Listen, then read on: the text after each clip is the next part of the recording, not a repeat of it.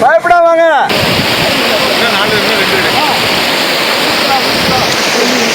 கையில் முடிச்சுவாங்க.